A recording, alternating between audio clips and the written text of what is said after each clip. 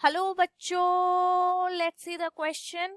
Democracy is better than other forms of government because it allows us to correct its own mistake. Explain. Democracy जो है, democracy एक form of government है जहाँ पे decision making power जो है वो आम जनता के हाथ में रहती है. तो ये बाकी फॉर्म ऑफ गवर्नमेंट जो है उनसे अच्छा है. क्यों? क्योंकि ये हमें अलाउ करती है to correct our own mistake. To correct our own mistake, इसका क्या मतलब है? कौन से मिस्टेक की बात की जा रही है? तो डेमोक्रेसी में क्या होता है कि डिसीजन मेकिंग का जो पावर है वो आम जनता के हाथ में. कैसे? क्योंकि रेगुलर बेसिस पे जो इलेक्शंस हेल्ड होते हैं तो सिटीजन्स जो है वो वोट देते हैं and through voting, through election एक पर्सन जो है वो सिलेक्ट होता है जिसकी सरकार खड़ी होती है. तो ये चीज कहीं ना कहीं हमारी मिस्टेक भी हो सकता है कि जो वो पर्सन है वो बहुत सारी प्रॉमिसेस तो कर लिया कि हाँ हम रोड बना देंगे, हम स्कूल बना देंगे, हम हॉस्पिटल्स लाएंगे, सब करेंगे.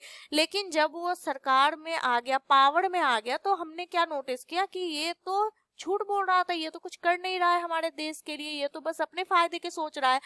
तो हम क्या सोचेंगे, अरे यार मैंने बहुत बड़ी गलती कर दी कि मैंने इस बंदे को या इस पर्सन को क्या किया, वोट दे दिया. तो अब इसे हम कैसे करेक्ट कर सकते हैं?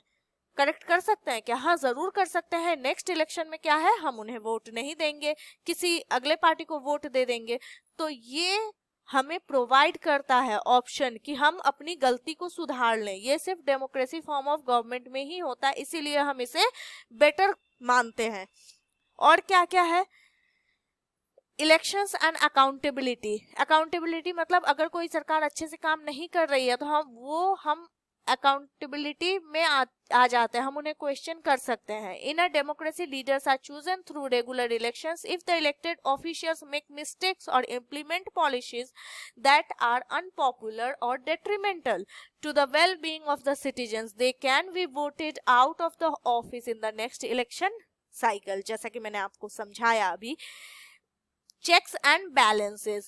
Many democracies have a system of checks and balances where different branches of government have distinct.